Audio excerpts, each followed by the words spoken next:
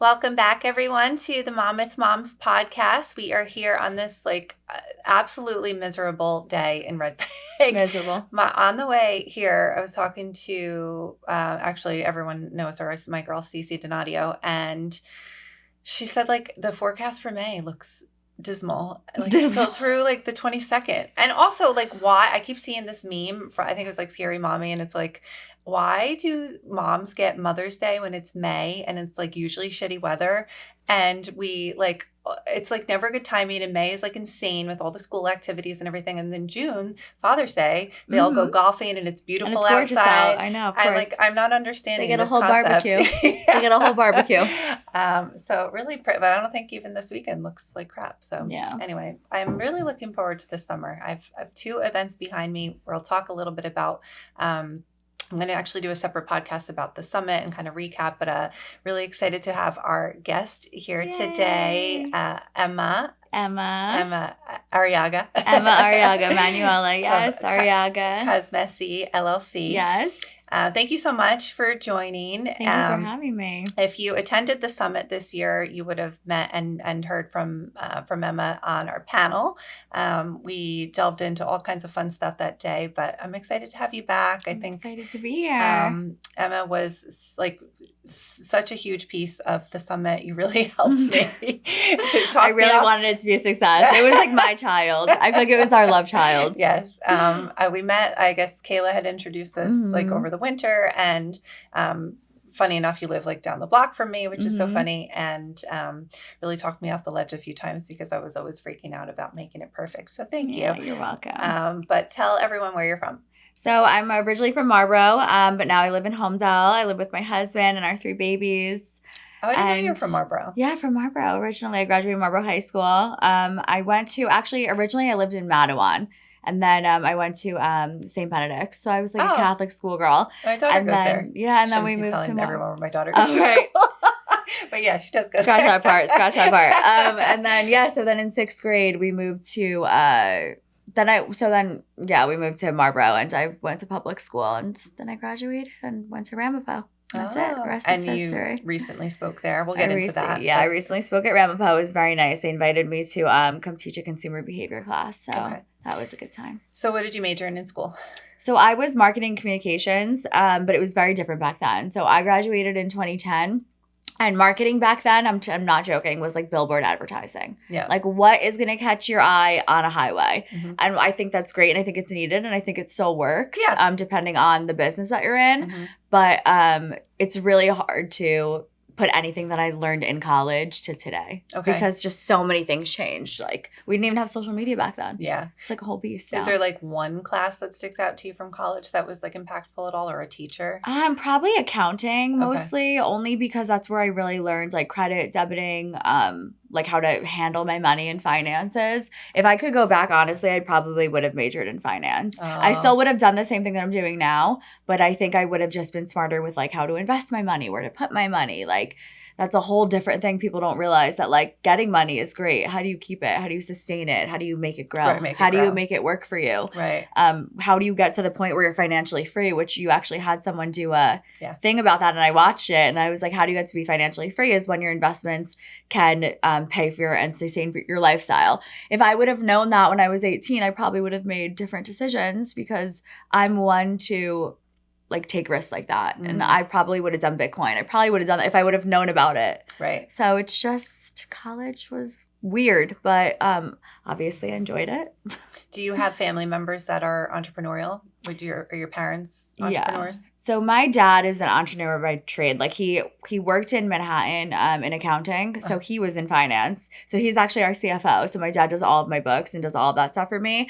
But he always wanted to be an entrepreneur. I will never forget, we were little, and we would eat cake. We lived across from it's now called Sundays, but it used to be called Ice Cream Palace. Yeah. And so every day in the summer or in the spring, my mom would take us for a walk, which was a 2-mile walk. We'd walk around specific developments every single day, and our treat afterwards would be ice cream from Ice Cream Palace. And I don't remember where I'm going with this story. What were we talking about?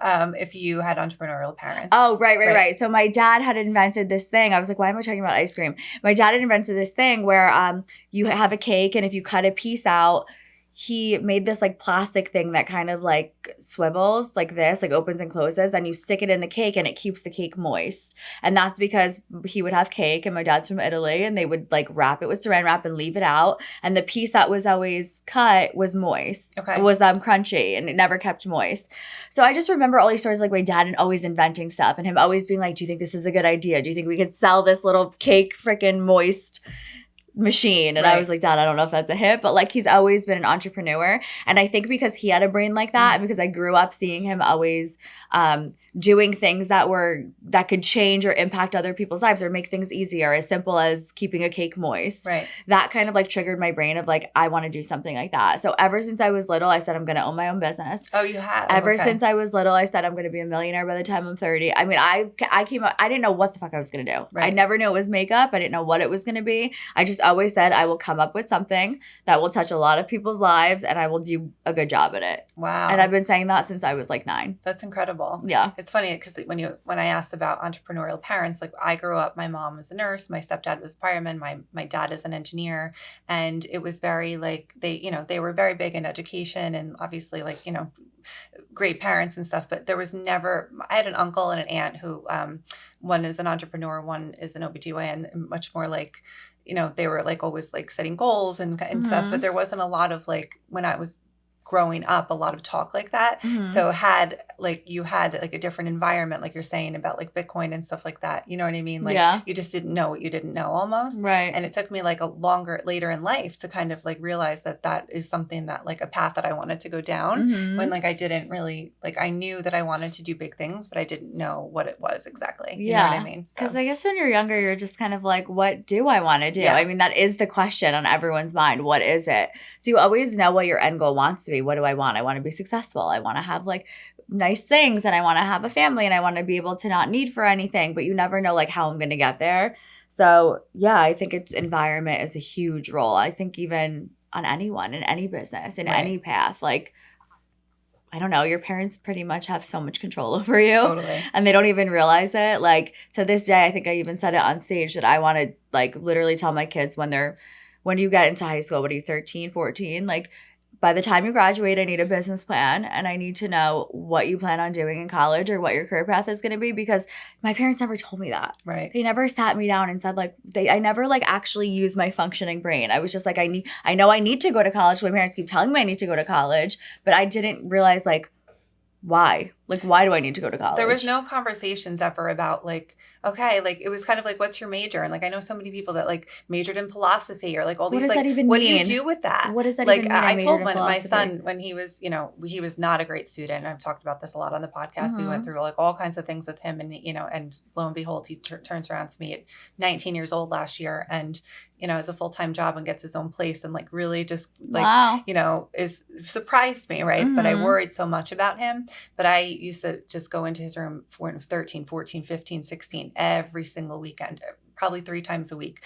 You need to think about your future. You need to think, and I'm not paying for you to go to school for you to fail. Right. Yeah. And so he like, his freshman year, all his friends went away to school, and he went down to Brookdale and signed himself up and got his own loans. And it was funny because he's like, you know what? Okay. Like, the things that you don't think teens are, you'll learn one day when they're not listening, or you think they're not listening, they're listening. Yeah. And like, there was never those conversations, like when I was growing up, about like what your future will entail, like what steps you're taking to make money. I don't care. I say this all the time. I don't care what anyone says. Like, you make sure that like, if you're majoring in that's a job that you can afford, like a living, Yeah. So it's important for sure. Yeah. My parents were a little bit backwards with it. They were just kind of like, you need to go to college because that's just what you do. My parents are also immigrants. Right. So like their entire thing is like, you go to college, you get a degree. You go to college, you get a degree. Things just changed so drastically since then that I don't think I'm going to give my kids that ultimatum. I really, really, if they have a sharp mind, the way I hope that they do, the way I want to raise them to have, I really hope that they come to me and be like, I want to start a business, or like, I want to like invent something, because I don't know, just something about being in like the corporate world and like having to work for someone else. It's limiting. It's you have a ceiling, you have a cap. Totally. Like there's like, okay, you get a salary. My salary is $200,000, and that's amazing. That's incredible, and I could live a great life like that. But like when you have a drive, like, and you need to like succeed in life, it's almost like it's just never going to be enough. And I don't think that's for everyone. I really Agreed. don't, because Yeah. like I am psychotic. I don't sleep. I Yeah. don't eat. Like, look at me. I'm a mess. Like, I literally am crazy. I don't think it's for everyone. I think you have to be a certain type of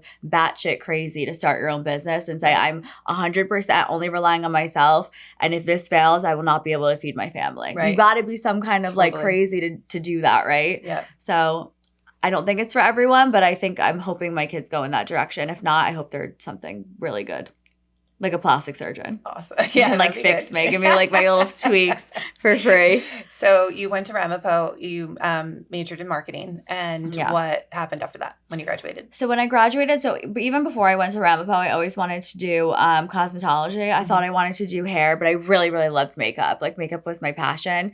And I told my parents, I really want to do makeup. I don't want to go to school. I want to go to one of those like accelerator schools, I guess, and get my cosmetology license. And like I said, my parents were very much by the book. No, you like I think because they came from a different country, they really don't see like they see like you have this opportunity to like do something with yourself, do it. So I was like, okay, if I go to college, and my dad was like, if you go to college and you still want to do cosmetology when you get out, then we'll talk about you opening your own salon. Like that's going to be like that'll be your path. So I went to school, and then after I graduated, I obviously took a break. I just like partied that summer and did whatever. And then my parents put down the hammer. How are you going to like make money? Like, yes, you live with us still, because I moved home after college, but how are you going to support your life basically? So I was like, all right, let me enroll in like a little makeup school where I just get like my certificate after like 6 weeks, and I'll go from there. And so I learned how to do freelance makeup, and I was doing that, and I was doing it successfully. I was working for a makeup academy that's up North Jersey because I was living in Hoboken. And from there, I just didn't want to do manual labor in order to get monetary pay. So like in the sense of like where I have to physically do something, if I need to put together a bathroom floor, if I need to like do someone's makeup, if I need to physically be somewhere and like do something for me in order to get paid, I didn't want to have to. That's just not my profession. I'm not saying it's wrong. Right. It's obviously we need that in the world. I'm not saying please don't stop doing that, I'm just saying for me, like it wasn't my path. So I didn't want to have to wake up at 4 a.m. And I said, how am I going to sustain this lifestyle when I have kids? Right. So I said, I need to think about something else. And I just got really into the formulation of makeup. Like I was like, why does this lipstick perform better than this type of lipstick? Why does this blush perform better than that type of blush? And once I go into a rabbit hole and things and I start researching it, I become like overly obsessed. It's almost obnoxious. And I think it's to a fault, but it's just because I'm so passionate about things that I'm like care about. So after that, I called my dad and I was like, listen, like I understand you've told me my whole life I need to have a direction. I came up with one. I want to start my own makeup line. I have 12,000 followers on Instagram at the time, which was 10 years ago, which was a big deal.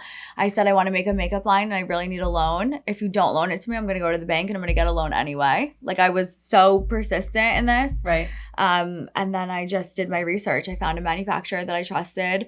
I did a lot of samples back and forth, a lot of quality control rounds. And then I took a risk. I went to a trade show. I mean, obviously a lot of stuff happened in between this. I built a website. I tried selling it on my own and stuff like that. And then when that didn't hit because I'm no one and who is this random girl that just wants to have a makeup line, that's when I went to a trade show and said, this is my Hail Mary. If no one is interested in my brand after this trade show, this brand I poured my heart and soul into, if no one's interested in it, this is not meant for me and I will go back to doing makeup. And that's when a buyer had approached me from like a big subscription box and had offered to purchase like over 100,000 units of a certain SKU. And I was like, I knew it. Like I just fucking knew it, Like I was like, I knew it. I just needed like something. And I can't believe on my last trade show, like my last Hail Mary was the day that I literally took the next step in business. And wow. I was in a subscription box and then people started to know my name. And just after that, you get traction. So how did you know how to develop a makeup line? Like, is there like, you just research it, like in terms of quality control and samples? Like, how do you even start doing that? Honestly, I learned as I went. Okay. I really did. Like, I think the best school, especially for me, that's just how I am. I'm not saying this is for everyone, but like I have to like throw myself into something and figure it out and figure out what works and figure out what doesn't work. And if something doesn't work, I'm like, oh shit, that didn't work. I'm not going to do that mistake again. Oh, that worked. Okay, let me do more of that. So I just kind of like, I spoke to my dad, who I trust with my life. Obviously, he came from Manhattan. Like, I know he has that mind already that we spoke about. He has that development mind. And I said, how do I do this? And he said, you have to find a factory. Yeah. So we looked around. We literally went through so many reviews. I mean, I even think I reached out to references that factories had mentioned. And I was like, how did they produce? Or did the samples match their final production? Like, was there any hiccups in between? Like, I really did the nitty gritty. And then I just did that in every single section. So I did that in the manufacturing section. Then I learned about how to ship and like to ship from overseas to US. I learned about duties and taxes. I learned about every little aspect. Right. And then I put it all together and I made my first order. I got those pieces and no one bought them. Like, literally no one bought them because who knew about them? Mm-hmm. Like, I was so small. Instagram just was starting out. Right. And so it was difficult. And so it was like, I was researching and I was like, how do I sell makeup? And this is at a time when, like, when you don't, I think people almost forget like how powerful social media really is, because back then all I had was Google. Right. So I'm like, how do I sell makeup? These are like my prompts I'm putting in. Right. And they're like, IBS trade show or that trade show, or see if you can see retailers. So I went to this trade show, literally like throwing shit at a wall, just being like, is this going to work? I have no idea. And I was like, Dad, this is the last thing I can think of. I literally have exhausted every other option. I've exhausted social media. I've exhausted my email blasts. This is not working. We need a bigger platform. And then I wasn't even aware of subscription services at the time, where I probably would have reached out to them on my own. Mm-hmm. But then when I learned about them and when someone had approached me and made that order, I was like, okay, wow, forget about the money. Yeah. Like, now I have 100,000 pieces going out to 100,000 people, which can then turn into customers, which then turns into additional sales. So I didn't even know. Like, honestly, it's one of those things where it's like, if you just are passionate about something, you don't give up, you'll figure out a way. Right. You don't even have to know the way. I didn't know the way. Right. It just kind of like happened. What along that way, like thinking back, was the most, like, I know, like for me, this summit was like the biggest risk I've taken so far, and it like scared me the most, but you just kept going because you like really want, like you're saying, like you really wanted that. You could see where it could end up, but you had to like keep pushing yourself. Like, what about that like was the most scary for you at the time? Probably the most scary was probably just, I think, taking money from my dad and not knowing if like I'd be able to get it back. Okay. Like, I know I'm just so persistent that like I think I almost didn't even stop to think about it. I think I was just so like, I'm so excited for this. I just want to do it. Mm-hmm. I don't even think I was worried about what the risks were. But I think at the end of the day, if it would have failed, what probably would have killed me the most was the fact that like I made my dad invest his money in me and I like failed him, obviously, because that would suck. Right. That would just kill me. It was hard to ask him for money, because you have to also remember, like, they put me through college. They paid for everything for me. Like, and now I'm like, hey, by the way, I don't want a real job. Right. By the way, you did get me a degree. I'm so sorry, but like, I think I'm not going to use it. Yeah. And so it was like one of those things where I was like, do you trust me? Right. Right. And he did. And he did. Yeah. And here we are. So when did you meet your husband? So I met Rob in, actually, this is going to be I don't even know. Was it 11 years ago? Jeez, what year are we in?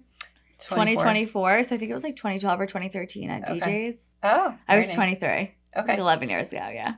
And you have 3 children. We have 3 kids. I have a 4-year-old, a 3-year-old, and a 1.5-year-old. So at what point were you in your career path when you met him? Non-existent. Oh, okay. So you knew him this already. this was my summer of between like college and like figuring out what I wanted to do was when I met Rob. So when I met Rob, I had like a really like a breakdown. I was like, I can't work at this 9 to 5. Like, I just can't. Like, this is not me. I think I was working at like, where was I? I was at like a printing company or something. I don't even remember like the basis of the actual job because I hated it so much. I did that literally to make money to go out that summer. It wasn't my career job. It was just I had gotten a job. And so when I was like trying to figure out what I wanted to do with my life, because I hated that 9 to 5, and that was only, again, like I said, it wasn't my career. It was just like a whatever job. I cried to Rob and I was like, I really want to do makeup. And he was like, save your money, Mm-hmm. go get your certificate to do your makeup. And it was Okay. Rob who actually pushed me to go get my certificate to be a freelance makeup artist. Then when I got, I don't want to say bored with that, but that's when when that happened and I said, okay, I don't want to have to work to make money. Because these are all processes, right? You don't know until you're there in the moment. So I thought I wanted to do makeup. I didn't know. Yeah. I could have probably skipped that step, but then I probably wouldn't have learned about the formulas and we wouldn't be here. So I guess I couldn't have. But he was the one who pushed me to do that. And then when that didn't work out, he was the one who actually said, like, bet on yourself. If your dad is offering to give you the money, even though you don't want to take it, just take it and don't give up. Wow. Don't make it not happen. Right. And that was like the only advice that I got that I needed to hear, because that's literally what I did. I just did not give up. I literally was like, I'm not going to stop until I sell these fucking lipsticks. Wow. Yeah. So he's been with you through the whole thing. The whole thing. That's so that's really like, cool. people ask me, like, what does your husband do? I'm like, he's with me. And I don't think people realize, like, no, I didn't meet him and then, like, hire him. Like, the entire business is his idea. Maybe he doesn't manage it to the way I manage it because it's the beauty industry. Why would he? Like, It doesn't make sense for him. He's not into makeup. But I almost feel like people think that that's, like, a negative. Like, oh, your husband works for you. I'm like, no, I don't think you understand. Like, this entire thing is his idea. Oh, wow. We would not even be here if it wasn't for my husband. So, like, imagine.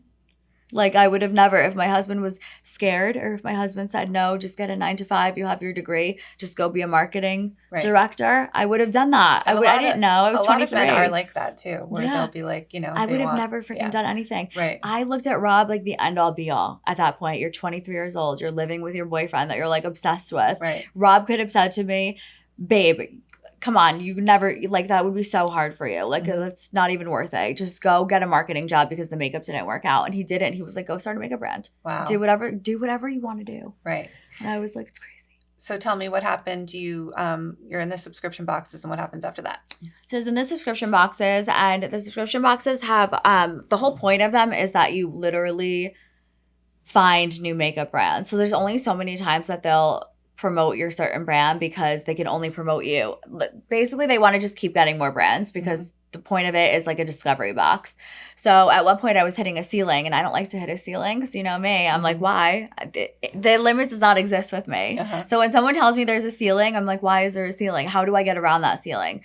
So instead of pitching the same brand, I started making additional brands. So instead of growing like this, I grew linear. So instead of, like, taking one brand and growing it to make it a big pile, I have a bunch of little piles. Okay. Right? So I was like, okay, so if they will only take this one brand 3 times, how do I get 7 more features? Okay, I need 2 more brands. I need 3 and 3, and then I'll have 9 total. And so I was growing in that sense.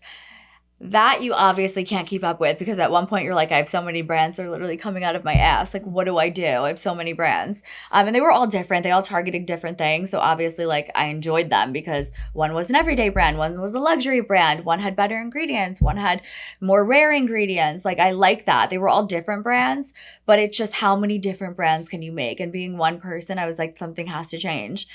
So I was like, I need to find a business partner, and I need to find a strategic partner that can sell and who can sell better than celebrities. So I started reaching out to celebrities. I am a silent partner, so I'm not going to go too deep into it, but I started reaching out to celebrities, and I was like, I know the manufacturing. I have it all down. I know the shipping. I know the e-commerce. I know how to fulfill. I know how to ship and pack. I literally have the entire infrastructure set up. All I need is someone to help me sell this shit. How do we sell it? And who has a bigger following than reality stars? And you didn't know any of these people, right? No, I didn't know anyone. Instagram. You DM'd them, right? Oh, hell yeah, I DM'd them. I was going nuts. People don't realize that their email's in their bio. Why is their email in their bio? Their email is in their bio because they want you to use it. If they didn't want you to use it, it wouldn't be in their bio. Right. Celebrities are people. They need opportunities. They need money to live. If you have a good idea, why wouldn't you take that? It's literally there. The option is there. All you have to do is pick your celebrity, and I'm sure you could find a contact, if not a management contact. So I reached out to my first one, and originally I didn't even think about doing a makeup line with them. I thought about how can they help me sell the brands I already have now. Right. And I was like, great, let's do a collab. I'll put your name on a lip gloss. You can pick the shade. We'll use my formula because this is already a brand that's been made already. So I already have my formulas picked out. You pick your shade, and whatever you sell, you get a commission of. I thought that would be amazing. I was like, we'll help each other out. You'll make money, and I'll move product. And then the first celebrity that I'd spoken to said, said, I love the idea, but I want to make my own brand. I don't want to push other people's products. I want to push my own product. Right. And like I said, I learned as I go. And once that happened and I realized that it was successful, I just copied and pasted that, because if it's not broke, why fix it? So I copied and pasted that business model. And now I just keep going out and getting additional celebrities. I love it. The power of taking a shot and like DMing someone. It's funny because before I'd met you, I didn't know Kayla from Eat Clean Bro. I've never spoken to her before. Really? And I really wanted her to, I was trying to work with Eat Clean Bro through Monmouth Moms over the years, but I've kind of small potatoes for them. Right. And I said I would really, I think I told you this, when she made the Forbes list, like was that like 3 or 4 years ago? I think so. It was, I remember seeing, I don't know if it was in the news and I just remember being so proud that like there was another woman in like the community that had kind of hit that milestone, because it was so impressive to me. So I've always admired her from afar, but I didn't know who she was. Like, I didn't know the person she was. So I DM'd her, trying to plan the summit, and she got right back to me and was so gracious and so kind and so willing to give, and connected me with you, with Alexa, with like all of these people to help me put this event together. And she didn't have to do that. No, she's amazing. Yeah. I love Kayla. And you are amazing too. And like you both have kind of like really helped me, just put certain things together and like different perspectives and stuff. But, had I not taken that chance, to like really push forward, and like you're saying, you don't know, like, right? Like you just got to see, like, if someone's interested, and if you don't do it, then it's never going to happen. Right. Exactly. So it's so true. You got to grab life by the balls. That's right. So when did you guys get married? So we got married in 2018. We got married at the Park Chateau in East Brunswick. I love that freaking place. Yep. I mean, I would literally go there. Our wedding anniversary is coming up on May 18th. Literally, when's that? Like in 8 days. Yeah. And I'm like, are you going to take me back? Because I love it there. It's so good. But yeah, we got married after, I want to say like 8 years of dating, right? Because we were together from 23, and I think he proposed like right before I turned 30. So we were together like 7 years. Okay. Yeah. So I was ready to get married. So then you had babies pretty quickly. Yeah. Yeah, we had babies. We got married in 2018 of May, and I had Capri in January of 2020. So yeah, we were he wanted to be married for a year before we started trying. I think we were married for like 8 months before we started trying. So you have 2 boys and a girl. 2 boys and a girl. And tell me, so fast forward, you've had massive success. You're rapidly growing, continuing to grow. You're in Homedale. What is it like being a working mom now? What's your daily life like? Or do you have like a schedule that you stick to, or is every week different? Yeah. Every week is pretty much the same, because I'm like crazy with schedules. Unless there's like a birthday party or an event, like I know my entire schedule, like it's crazy months in advance, because I'm one that's like structured. I'm very structured. So like, especially with the way I work, I need to be structured. So like, I need to know when my kids are napping, how long they nap for, what time they go to bed every night at the exact same time, because I need to plan also work things around that. Like, okay, if I know they're going to bed at 7:30, yes, I can go to a work event at 8 o'clock because I put my kids to bed already. Or, okay, we're working from home today because whatever, the kids are sick. Okay, I know that they go to sleep from 12 to 2, so I know those 2 hours I can work. So it is hard, but I think if you have a schedule, I think it makes things a lot easier. I also do have a lot of help. I'm not going to be dishonest about it. I have a live-in au pair who works 45 hours a week. So my kids are in daycare from 9 to 5, and then I do have help morning, nights, and weekends. So I do that because I want to be present with my kids. I was a stay-at-home mom for the first 13 months of my firstborn's life. And then when my secondborn came, I stayed home with him for an additional 6 months. I was breastfeeding. So I was obviously staying home. And I just can't function at the level that I function at without the help. Right. And I'm not ashamed to say that. I think it would be really dishonest of me to say it's easy to be a mom and run a business. When I was working from home, I was always constantly like consumed with, okay, I have to wash bottles. I have to do their laundry. I have to get their bottles ready for school tomorrow. And I was never actually like calm and with my kids. And now because I have someone doing the laundry and doing the bottles, I can actually spend time with my kids. And I mean quality time. Like me and my kids are more bonded now, and I see them less than when I was with them every day at home, because my brain was just elsewhere. It was not, it was like, oh my God, I have this meeting today. Oh my God, I have that today. I have this today. I have to wash bottles. It was crazy. Right. So I'm very big into like, if you can afford it and you have the means to do it for your own sanity, like motherhood does not define a woman. Totally. It is a big part of it.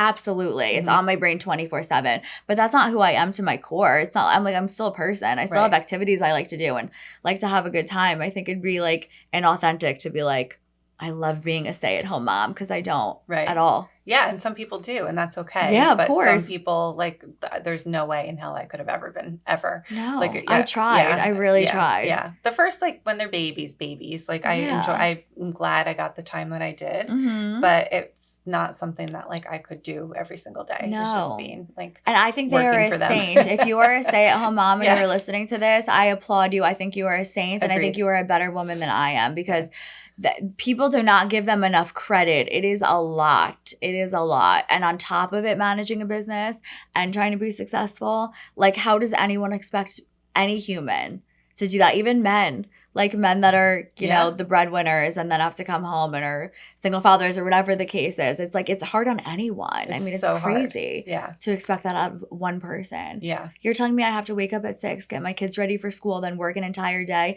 then pick them up, then come home, then make dinner, then give them a bath, then put them to bed. And then what? Look, maybe take a shower if I'm lucky. If I'm still, like, walking by then, that's like 14 hours straight. I know. Every day. I know. Forever. I know. Well, not forever. Then all of a sudden they move out on you. God. It goes like that. Oh no! Well, don't tell me that. When the moms used to, or the grandmas would come up to you on the playground and say, like, "Oh, enjoy every minute." Yeah. Like, oh my God. Right, no, I do believe that, though. It's true. But it is very true. I am enjoying every minute. It's just with the help. I'm not gonna lie. Yeah. So it's difficult, but I like it. I mean, listen, it's what works for me. Totally. Do you travel for work? I do. So I was actually supposed to go to China, like, I think next week, but then I ended up breaking my foot, guys. Can you imagine? I broke my foot. I had a little tumble. And so now I'm not going anymore. But generally, I don't really travel for work. If there's a trade show, I'll travel. So I might be going to Vegas in July. Or if I need to go see a business partner, if there's, like, a photo shoot that's better suited in LA than New York, I'll travel. But no, I'm pretty much very consistent with working in my office from 9 to 5 every single day. And that's, like, my normal routine. Like, traveling is like a wrench in the plans, basically. Got it. Okay. It's not like a norm. Yeah. Travel, I think for me, like, I used to go to a lot more conventions when I worked in the corporate world, and then I was on the road a lot, like in sales and stuff, and spent that time. And that was a big reason as to why I started Monmouth Moms, and then ultimately did it, full time, because I have the opportunity to do both. And, like, I am my own boss, so I can, just cancel things and just, if my daughter's sick or whatever. And I love that, like, flexibility. Yeah. It comes with a lot more responsibility, right? Because you're writing the ship, and if it's not going well and you're having a shitty month, like, it's on you to keep it going. But I also like that, like, I don't have to, you answer to you. I think ultimately in business, you always have a boss, and your boss is your customers, or who, you always have someone that you're answering to. But someone's not, like, dictating your time as much, which is nice. I think. So, so tell me your, professional goals right now this year, which is almost half over, which is crazy. I know, it's so crazy. So I'm really focused on retail right now. I think my e-commerce is doing really well. So, like, I feel like I'm almost, I don't want to say I'm at a ceiling, because you're never at a ceiling in this industry, especially with e-commerce. But I think my next step is really, like, sinking my teeth into retail. I've dabbled. I've been in a few retail stores before, but they weren't large runs. And I never really focused on retail. And if you're a big Shark Tank watcher, like Mr. Wonderful, if you're listening to this, don't cringe. I hope he's because listening. I know, because he's like, retail, you lost me at retail. Because retail's really, it's they take a lot of percentage. Margin, and they kill your margins, basically. But in the beauty industry, like, you need to be a well-known name for people to trust you, and, like, a Drunk Elephant or someone like that, like someone that you just hear the name so often. So I almost just feel like the next step would be retail, because then people would see the product packaging everywhere they looked, and it would resonate with them, as opposed to just seeing it one time in a subscription box. So my next step is pretty much sinking my teeth in to try to, like, really get the names out there more. And I think retail is the next step. But so we're working with a few people, and I'm excited to see where that goes. So there's definitely a path forward. So I'm excited for the future. Yeah, that's interesting that you said that. Like, I know I love the mascara Thrive. I think it's like it's heel mascara. Is And that L'Oreal? I don't know. Oh, It's okay. it's a brand, Thrive, but you Oh, can't get okay, it okay, okay. anywhere. And I Uh-huh. think they did like a small. I think they're in retail, but you mostly have to order online, which to me kind of is annoying because like I'll wait till the last minute that like I need it, and Right. then you have to like wait Then you until have to wait for it shipping. comes Yeah, or yeah, whatever. yeah. And like sometimes I would just be easier to go to Ulta, but also like the perception of it, like, oh, why is it not at Sephora kind of almost? But like Mm-hmm. I know from like a business standpoint, it probably just they don't need it. It makes more money. Like why would they? But at the Right. same time, like you're saying, it's like it Yeah. just, It could it's a be different, either thing. right. It could be either they're just making a lot of money, and because you don't really need retail because you make all your margins on e-commerce. There's literally no middleman taking half of your money. So there's brands that don't need it, that aren't even interested in being in retail. And then also Sephora and Ulta only have like a limited amount of shelf space. And think about the industry we're in. It is so oversaturated. Everyone and their mom has a makeup line. Right. Everyone has an indie brand. There's different types of brands that target different types of consumers. They have a specific amount of brands on the shelves that need to target one type of person as opposed to another. Mhm. There's so many competing factors that it's like, I almost feel like a consumer nowadays are like, oh, I'll only buy it if it's at Sephora Ulta because I know it's good. And it's like, there's so many other factors that go into it that like people don't realize. There's also brands that have been on those shelves for so many years that like I've never even heard of. And I'm like, how did you even get in here? Interesting. It's so weird to me. So it's almost like, okay, Sephora just getting a bigger percentage from them. And that's why they keep them on the shelves because they're the ones bringing in the most money because they make more off of them as opposed to an Anastasia Beverly Hills who's only giving them what, a 10% cut. So there's so many different factors and I think people don't realize that. But it's also educating your consumer and consumer behavior, which is a whole nother beast that we could get into. But like there's so many things that affect what buyers or purchasing decisions are. It's crazy. Oh, that's so interesting. I have like a gazillion questions for you makeup wise, but I think, can you give us like maybe two things to keep in mind when you are, because it is such a big industry and it's like, you don't even know what to buy. It's like a little overwhelming when you go into Sephora. Yeah.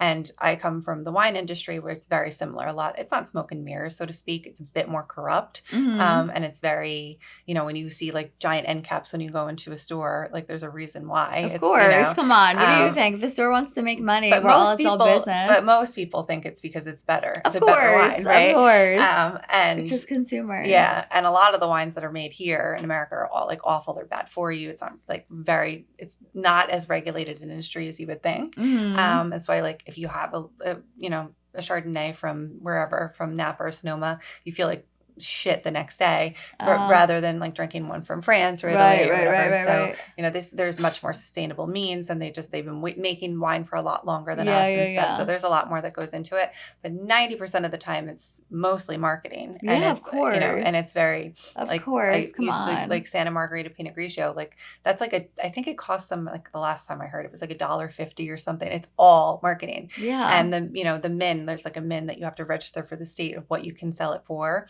So like retailers don't make a dime on it. They actually sell it because they have to.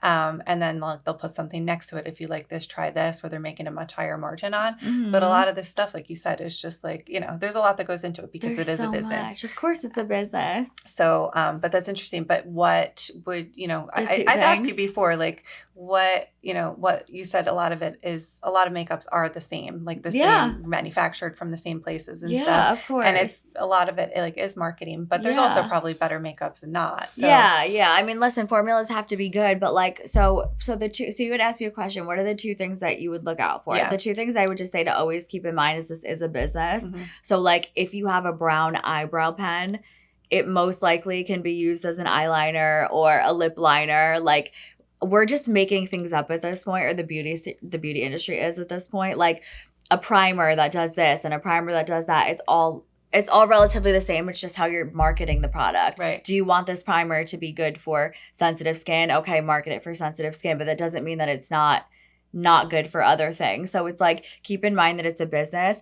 The second thing is what you said, is that everything pretty much is the same. So like people will look at, okay, this is made in the US, so I want this. I cannot tell you how many manufacturers I went to in the US that are like, I've purchased my raw materials from here, here, here, and here. And I'd be like, well, that's where I purchased my raw materials. And then they'll be like, yeah, the reason why it's so much more expensive here in New Jersey is because of labor costs. So we have to pay our employees that are physically mixing the formula together more money. So at the end of the day, like your price to us is more expensive than if you were to do it overseas because their labor costs are less expensive. And when people think about labor costs, they all of a sudden think like, oh my God, you're barely paying your employees. You're probably paying them nothing. Like, no, different cultures have just different, like US is very, very high on labor costs. Yeah. Like, that's why everything is made overseas or made in China. It's because the labor costs are lower. So I can take a lipstick that was made in the US from all the raw materials, and I can take a lipstick that was made in China from the exact same raw materials. They will be identical, but this one will cost $5 because it was made in the US, and this one will cost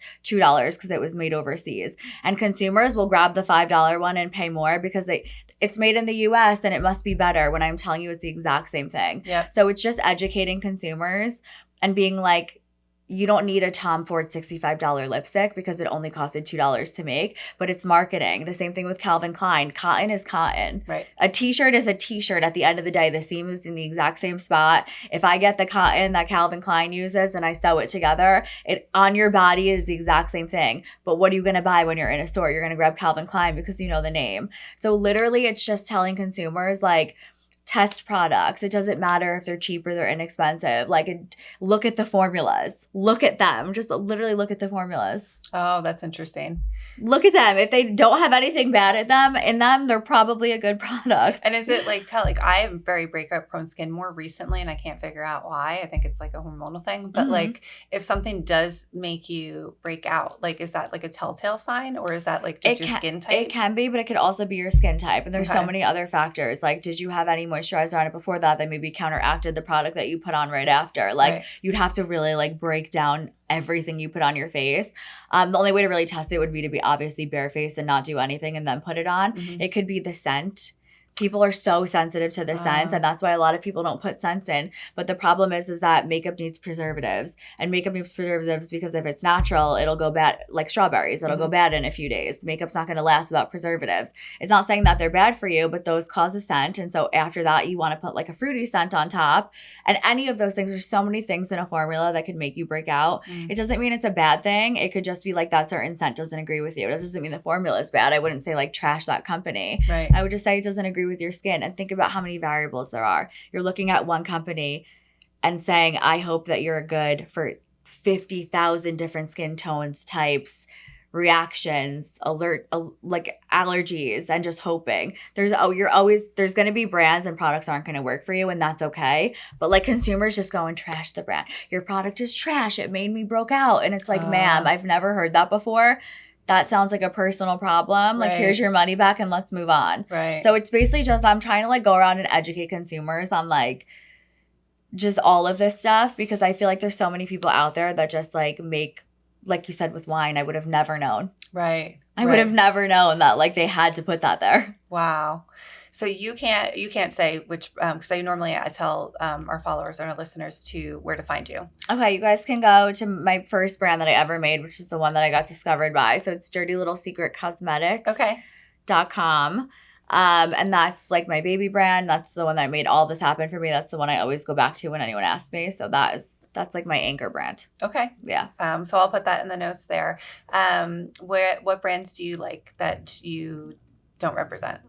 Honestly, I'm like a makeup whore. I don't really have any favorites. Okay. I also don't get influenced because I'm in the industry, and I know like when I see something on a shelf, I really have to like it if I'm going to pay retail for it. Like, if I don't love it, I will not pay retail for it, because I just think it's just being in the industry. I just know better. Right. You're not going to find me buying a $60 makeup palette unless I like can't make those colors myself for whatever reason, which is never the case. So like, I'm the worst person to ask, and people ask me that all the time. They're like, what foundation do you think? Because I don't make foundation. I don't do anything with skin tones. Oh no. Because we're only e-commerce, and I don't think it's fair. People can't test it on them. Yeah. So it would be difficult, and I just don't think that's fair to do to my customers. So I don't even remember where I was going with that. What brands you would recommend? Oh, yeah. So people ask me all the time, like, foundation. And I'm like, honestly, whatever works for your skin. Yeah. Go try them. Right. Because I'm not going to tell you to go buy a $60 foundation when I know it was only made for $5. So I in good faith, can't recommend. And then I don't want to give you a cheap one, like, that might make you break out. So I'm like, just do your research, try them all out, and see what works for you. Everyone's so different. What works for me probably won't work for you anyway. Yeah, that's true. Literally.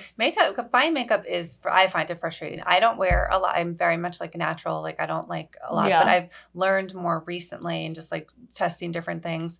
But it is frustrating because then even sometimes like when you try a foundation in the store, like the lighting is different and stuff. Yeah. And then like I think it does oxidize or Yeah, it whatever the hell they say. oxidizes. Oh, yeah. Oh my gosh. You know how So many it's just like, foundations I put on? I'm like, this looks amazing. 5 minutes later, it's like cakey. I'm like, ugh. and someone did my makeup recently there, and like like I should have known, but I totally got sold this day. And like she was good at selling. And then I left and I was like, oh my God, she was totally a rep. Like what is What wrong with me? happens? What did she Like make you where buy? like everything. And I was like, why did that just happen to me? Like Why did I just get taken advantage of like that? It's abusive. Oh my God. But yeah, it can be a little tough. So I like this one brand that I found recently. It's called Merit, and it's just like okay. it's easy. Like that's what I like about it. It's very like it's like a stick and then this and that, and you're Yeah, like done. yeah, yeah. Like good to go. Yeah. And I love a good mascara because I was doing the lashes for a while, but like the upkeep with the No, I lashes can't. is just Anything too that much. has upkeep, especially being a mom, is like I This can't is do like it. the biggest one that and my hair and my au and pair that's does this for me. So like I don't even go to a salon. Like I Yeah. can't. My hair, I'll literally leave it until I look like insane. And then I'm like, fine, I'll do it. Yeah. No, the time. That's the thing. It's like all the things that you have to Yeah. do. Remember to get and the hair and the whatever. So anyway, Yeah. but thank you for making it easier for us for Yes. creating all of these brands. And thank you so much course. for coming on Of and course. sharing your story. Yes. You're amazing and Thank you. so inspiring. And I really hope that so many moms that are listening hear your story and keep going and keep, pushing themselves to whatever your goal is, because that's what we're trying to do here. Share these incredible stories of powerful women in our community. Yes. I So, love it. Thank you so thank much for having me. That was fun. Thank you. Coming up, we are eventually, when summer gets here, I don't know when, but we do have a lot of fun stuff coming out on the monmouthmoms.com. Check for our updated local beaches and guide, local guide to beaches and pools. We update that every year with all the different local beaches. So where to get daily passes, how much the seasonal passes are. We'll link like directly to the site so it's easy for you if you've just moved here, or maybe you're moving or just want to try something new. All of the beach clubs are also listed on there. If you want to join a pool club, we have all that updated info. So definitely check that out. We are also putting out our outdoor dining guide soon, so you can check for that. We'll list all of our favorite places to dine by the sea or by the bay this summer. So check for that soon. And then we're also doing something new this year, an outdoor activities guide. It's funny with Monmouth Moms, every year I like learn something new about our community or like different things that are happening, but we're putting a list together of where to go paddle boarding and where to go kayaking and like all like the fun water sports and stuff that you So can take fun. advantage of right in our backyard that you may or may, you might go away on vacation and do a lot of that stuff, but we have a lot of that, that fun stuff right here. So we're putting a guide together for that. And as always, check our events calendar for the best upcoming events, activities, and more in Monmouth County. Thanks, everyone.